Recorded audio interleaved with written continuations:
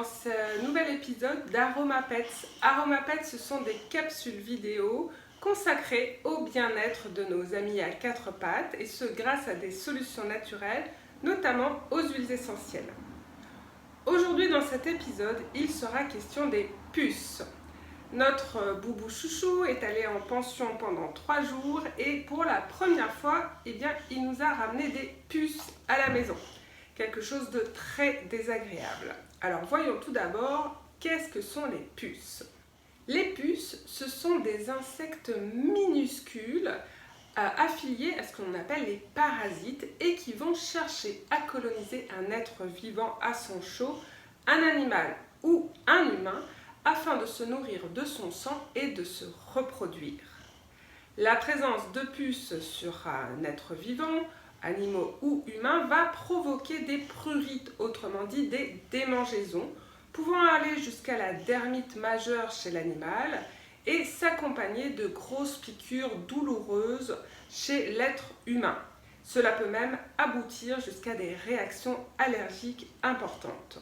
Le souci, c'est que la puce peut également être vecteur de différents types de maladies qui vont toucher aussi bien les animaux que l'homme. Je ne vous en ferai pas tout un descriptif aujourd'hui, ça peut faire peur d'ailleurs, mieux vaut rester parfois dans l'ignorance, entre guillemets, même si l'ignorance, je n'aime pas ça.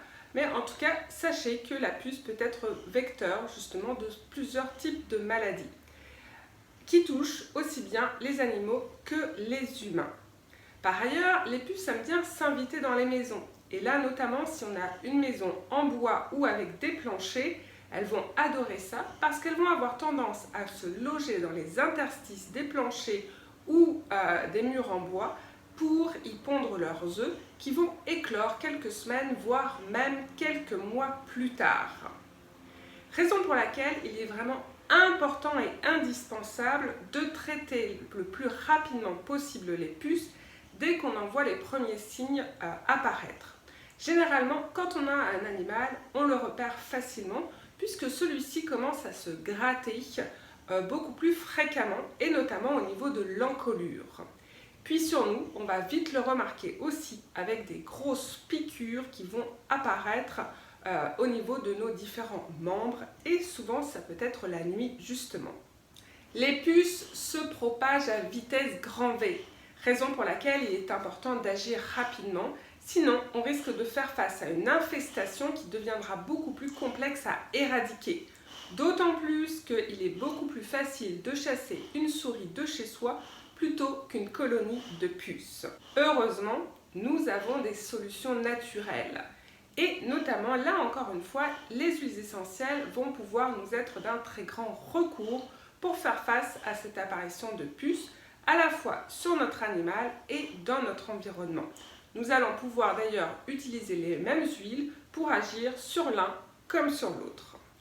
Dans ces cas précis, justement, lorsque il y a une infestation de puces ou une présence de puces, nous allons sélectionner des huiles essentielles, d'une part qui vont être insectifuges, donc qui vont chasser les insectes, et d'autre part des huiles essentielles aux propriétés antiparasitaires, puisque la puce est un parasite. Par ailleurs, nous veillerons aussi à utiliser des huiles essentielles qui seront bien tolérées par l'animal et notamment au niveau de l'application cutanée puisqu'il s'agira d'en asperger le toutou ou le chat. Pour aujourd'hui, je vais vous faire découvrir plusieurs options de traitement lorsque les puces sont installées sur l'animal puis qu'il les a ramenées à la maison. Pour ma synergie maison anti-puce que j'ai déjà eu l'occasion de tester et donc d'éprouver son efficacité et même une efficacité fulgurante, j'utilise simultanément 5 huiles essentielles. Dans la catégorie des répulsives à insectes, la toute première que je sélectionne, c'est l'huile essentielle d'Arbor Vitae. L'Arbor Vitae, de son nom latin Thuja plicata, est originaire du Canada. Notamment, on en trouve beaucoup dans la région de Vancouver, mais dans plusieurs autres endroits de ce grand et magnifique pays qu'est le Canada.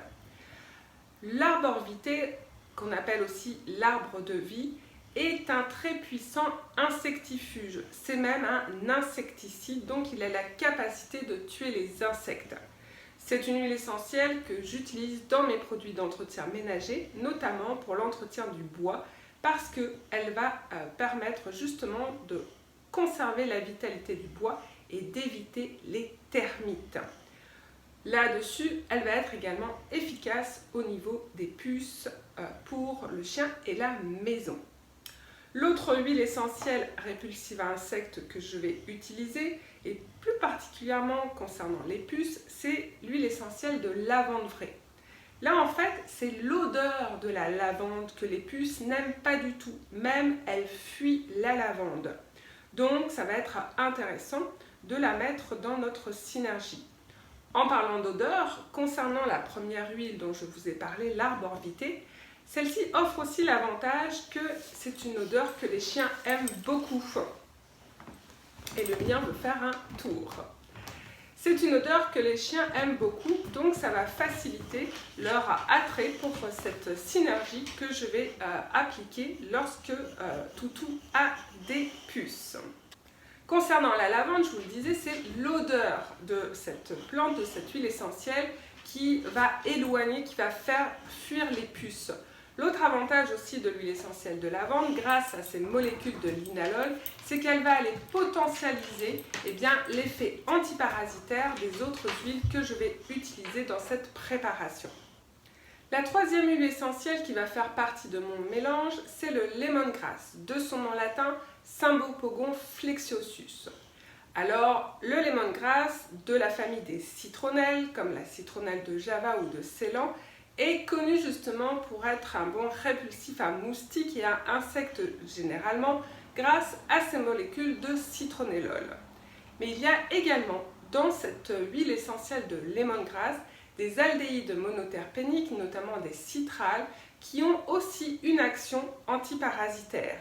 Donc là, on va retrouver avec le lemongrass à la fois le côté répulsif à insectes et le côté antiparasitaire. Ce qui va me permettre justement d'enchaîner naturellement vers les deux huiles spécifiquement antiparasitaires, donc qui vont agir spécifiquement pour aller éliminer les puces, pour aller les tuer. La première, je dirais, c'est une grande indispensable, même incontournable de la trousse d'aromathérapie familiale. Il s'agit de l'huile essentielle d'arbre à thé, que l'on appelle aussi tea tree, de son nom latin Melaleuca alternifolia. L'huile essentielle de tea tree va être antivirale, antibactérienne puissante, antifongique. C'est aussi une très belle antiparasitaire. Raison pour laquelle on utilise pour éliminer les poux sur la tête des enfants et qu'elle va être aussi tout à fait pertinente pour éliminer les puces dans le pelage de nos animaux domestiques et dans la maison aussi de façon plus générale. Ce sont en fait là ces molécules de terpinène 4-ol qui ont cet effet antiparasitaire. On a vu que le linalol contenu dans la lavande va générer une odeur qui va faire fuir les puces, alors que le terpinène 4-ol a une action beaucoup plus spécifique parce qu'il va aller étouffer les cellules vivantes de ces parasites jusqu'à aller provoquer leur mort. Donc là, on est vraiment sur le fait d'aller les éliminer physiquement et pas seulement de les éloigner, de les chasser. La dernière huile que je vais mettre dans ma synergie est encore plus puissante au niveau de son action parasiticide que celle de l'arbre à thé. Il s'agit de l'huile essentielle de clou de girofle. Alors, je n'utilise pas le clou de girofle tout seul parce qu'elle est extrêmement puissante, mais surtout elle est dermocaustique. Cela signifie que utilisée seule et pure, elle va provoquer des irritations au niveau de la peau, des irritations cutanées. Donc, je préfère toujours l'associer à d'autres huiles et surtout la diluer correctement. Comme elle est extrêmement puissante comme parasiticide, je vais en mettre seulement une petite quantité, surtout si j'en suis au tout début de la présence des puces. Si par contre je fais face à une infestation majeure, là je vais aller la prioriser au niveau de sa concentration dans ma synergie. Mais ce n'est pas le cas présentement. Grâce à ce différent mélange et grâce aussi à l'action conjointe et synergique de l'eugénol contenu dans le clou de girofle qui est répulsif à insectes aussi en plus d'être parasiticide, avec le terpinène-catrol de l'huile essentielle de titri et le linalol de l'huile essentielle de lavande, plus mes très beaux jokers que sont l'arbor vitae et le lemongrass, eh bien j'arrive à formuler une préparation qui est vraiment fatale pour les puces. Et surtout, on pourra constater sa rapidité d'action, puisque la dernière fois que j'ai eu affaire à des puces ramenées par mon chien suite à une randonnée où il s'était frotté malheureusement à de l'herbe à puce, et bien là, c'est en l'espace de 36 heures que l'infestation a été éradiquée, donc vraiment très rapide. Voyons comment concrètement aller utiliser ces 5 huiles essentielles dans nos différentes préparations et comment l'appliquer sur l'animal et comment faire pour traiter l'environnement. Une première option pour cela, ça va être le vaporisateur.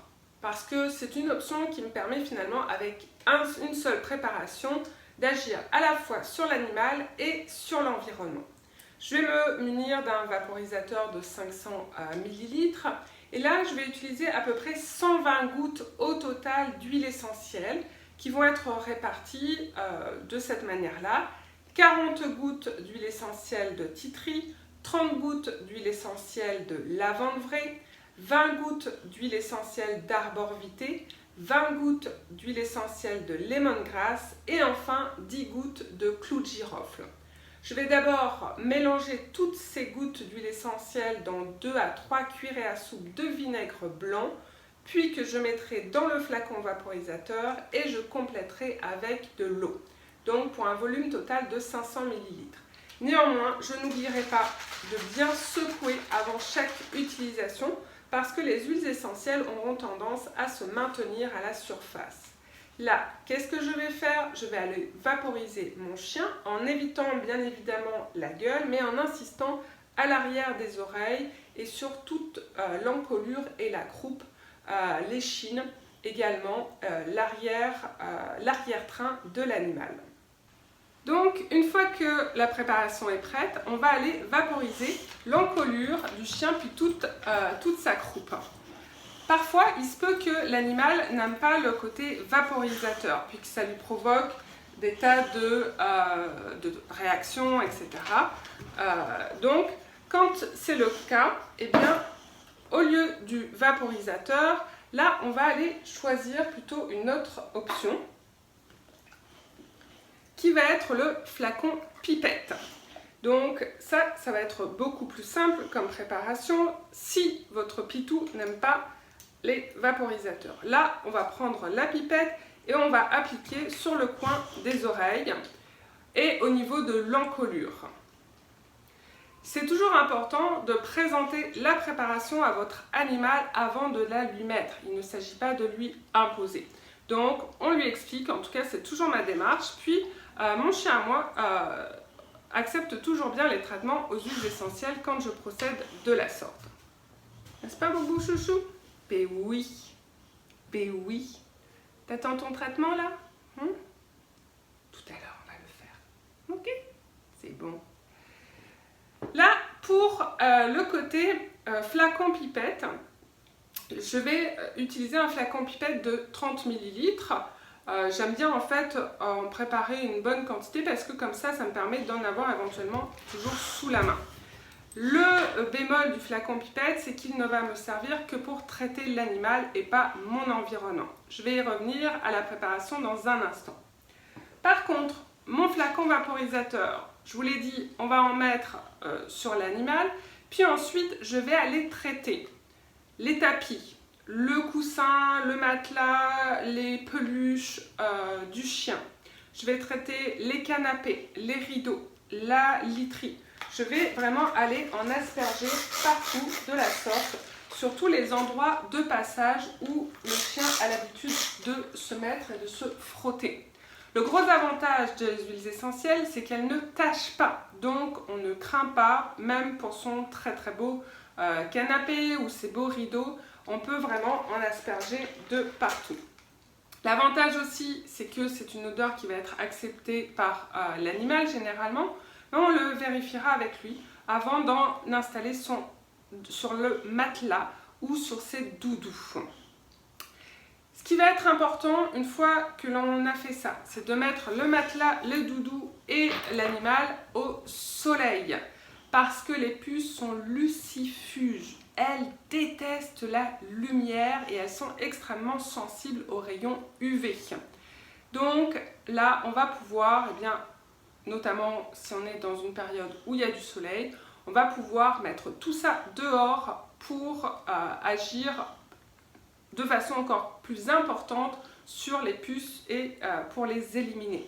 Donc un beau bain de soleil, les chiens apprécient toujours ça. Revenons à l'option du flacon pipette. Donc, c'est une option qui va être intéressante lorsque l'on a un chien qui n'aime pas trop l'effet vaporisateur. C'est une option qui va être très pertinente lorsque l'on a un chien qui a les poils longs.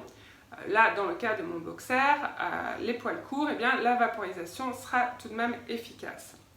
Mais si on a un chien avec les poils longs, le flacon pipette sera davantage pertinent. Pour un flacon de 30 ml, on va faire une dilution qui va dépendre du poids de l'animal. Ça, c'est vraiment très important à prendre en compte et à respecter. Si votre animal fait plus de 20 kg, on va aller faire une dilution à 20%. S'il fait entre 10 et 20 kg, on va faire une dilution à 10%. S'il fait entre 5 et 10 kg, on va faire une dilution à 5%. Et moins de 5% s'il a un tout petit poids. Par contre, on va éviter sur les tout jeunes chiots ou sur les femelles gestantes. Ça, c'est important de le retenir. Prenons l'exemple concret d'une dilution à 10% pour un flacon de 30 ml. Ça signifie que je vais mettre 60 gouttes d'huile essentielle que je vais répartir avec 20 gouttes de tea tree, 15 gouttes de lavande, 10 gouttes de lemongrass, 10 gouttes d'arbor vitae et enfin 5 gouttes de clou de girofle. Une fois que j'aurai mis les 60 gouttes au total d'huile essentielle, je vais aller compléter le flacon avec de l'huile végétale. Alors pour ma part, j'aime beaucoup utiliser l'huile de noix de coco fractionnée. C'est pas l'huile de noix de coco qu'on utilise pour la cuisine. Celle-ci est fractionnée, ce qui signifie qu'elle reste liquide et qu'elle est désodorisée. Et c'est une huile qui est très bien supportée par les animaux. Mais vous pouvez également aller sur de l'huile d'amande douce ou ce que vous avez à la maison. Donc ça, c'est pour une dilution à 10%. Si vous devez en faire à 20%, vous multipliez par 2 et à 5%, vous divisez par 2. C'est aussi simple que ça. Puis ensuite, vous allez appliquer une demi-pipette ou une pipette entière en fonction de la taille de votre animal. Pareil, on insiste au niveau des oreilles, de l'encolure et tout au long de l'échine jusqu'à l'arrière-train. Donc on répartit ça, puis on le fait 2 à 3 fois dans la journée sur une période de 3 jours généralement, c'est suffisant. Autre possibilité aussi pour agir sur l'animal, ça va être la préparation d'un shampoing anti-puce. On peut d'ailleurs tout à fait démarrer par le shampoing, puis poursuivre par l'aspersion ou par la pipette. Pour préparer le shampoing anti-puce, je vais utiliser du savon de Marseille ou du savon de Castille liquide et préparer un flacon de 100 ml. Une fois que j'ai mon flacon de 100 ml, je vais aller mettre 15 gouttes d'huile essentielle de tea tree, 15 gouttes de lavande vraie, 10 gouttes de lemongrass, 5 gouttes d'arbor vitae et 5 gouttes de girofle. Puis je vais compléter le flacon avec le savon de Marseille ou le savon de Castille liquide. Je vais bien secouer le tout et là je vais shampouiner l'animal, shampouiner mon chien comme j'ai l'habitude de le faire. Et le mien se réveille. Enfin, il est vraiment important d'aller traiter l'environnement, comme je vous l'ai dit. Traiter uniquement l'animal lorsqu'il est revenu à la maison avec des puces, c'est tout à fait insuffisant. Donc, pour traiter l'environnement, là, on va utiliser justement le flacon vaporisateur, comme je vous l'ai dit, et le faire 2 à 3 fois dans la journée. 2 fois dans la journée. J'aime bien le faire le matin et le soir. Puis surtout, je vous ai dit que si vous avez une maison en bois avec du plancher, c'est important d'aller traiter les planchers parce que les puces adorent ça. Donc dans ces cas-là, eh bien, je vais préparer un seau pour aller lessiver mes planchers. Pour le nettoyage anti-puce du plancher, je vais utiliser pour un volume total de 6 litres dans un seau, eh bien, je vais utiliser 1 litre de vinaigre blanc et 5 litres d'eau. Je vais également utiliser 20 gouttes d'huile essentielle de tea tree, 10 gouttes d'huile essentielle d'arbor vitae, 15 gouttes d'huile essentielle de lavande et une dizaine de gouttes d'huile essentielle de clou de girofle. Je peux également rajouter du lemongrass. Personnellement, j'aime moins avoir l'odeur du lemongrass partout sur mes sols, mais ça c'est très personnel comme approche, donc faites selon ce qui vous convient. Si vous rajoutez du lemongrass, vous pouvez en rajouter 10 gouttes, ce sera suffisant. C'est les huiles essentielles, je vais les mélanger à 2 cuillerées à soupe d'huile végétale. Là, en l'occurrence, l'huile végétale d'olive, celle qu'on utilise pour la cuisine, sera intéressante parce que l'huile d'olive et le bois, ça va bien ensemble. Donc, mélangez les huiles essentielles avec l'huile d'olive, puis ensuite diluez dans le vinaigre blanc, dans 1 litre de vinaigre blanc et rajoutez 5 litres d'eau. Puis avec cette préparation, je vais aller lessiver mes sols, mes parquets. Et là, je vais le faire une fois par jour pendant 3 jours pour vraiment tout éradiquer en passant bien dans les petits coins. Voilà, j'ai fait le tour de mes solutions naturelles pour lutter contre les puces lorsqu'elles sont rentrées dans la maison et qu'elles sont installées sur l'animal de compagnie. J'espère que tout cela vous sera très utile. Sentez-vous à l'aise de me poser vos questions ou de laisser vos commentaires sous la vidéo ou de me les envoyer en message privé. Il y a toujours de belles solutions et de belles options naturelles pour faire face aux bobos quotidiens, que ce soit pour nous les humains ou pour nos amis à 4 pattes. Pensez à prendre bien soin d'eux et puis à cultiver vos naturelles vitalités. Je vous dis à très bientôt.